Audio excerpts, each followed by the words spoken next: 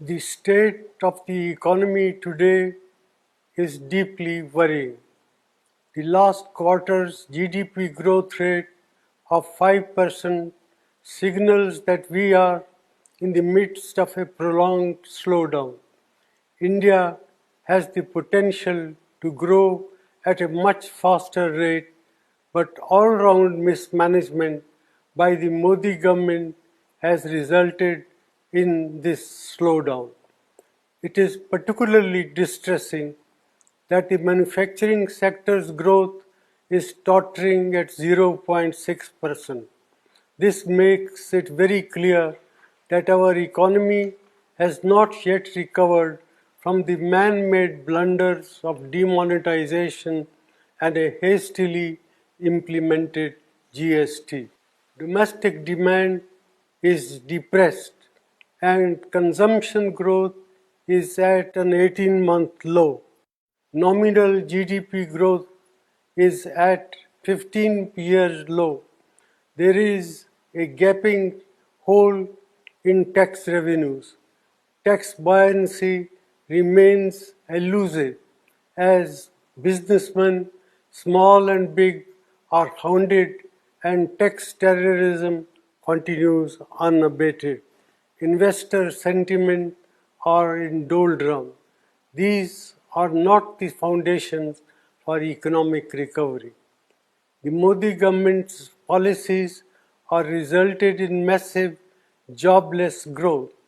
More than 3.5 lakh jobs have been lost in the automobile sector alone. There will similarly be large-scale job losses in the informal sector, hurting our most vulnerable workers. Rural India is in terrible shape. Our farmers are not receiving adequate prices and rural incomes have declined. The low inflation rate that the Modi government likes to showcase comes at the cost of our farmers and their income by inflicting misery on over 50% of India's population. Institutions are under attack and their autonomy is being eroded.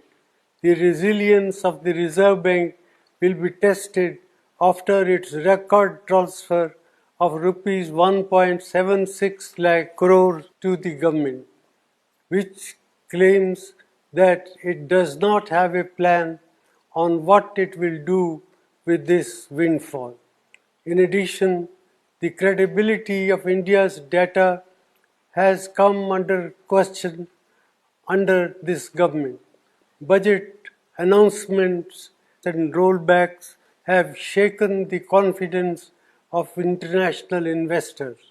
India has not been able to increase the exports to take advantage of opportunities that have arisen in global trade due to geopolitical realignment. Such is the state of economic management under the Modi government. Our youth, our farmers and our farm workers, entrepreneurs and the marginalized sections deserve better. India cannot afford to continue down this path. Therefore, I urge the government to put aside vendetta politics and reach out to all sane voices and thinking mind to steer our economy out of this man-made crisis.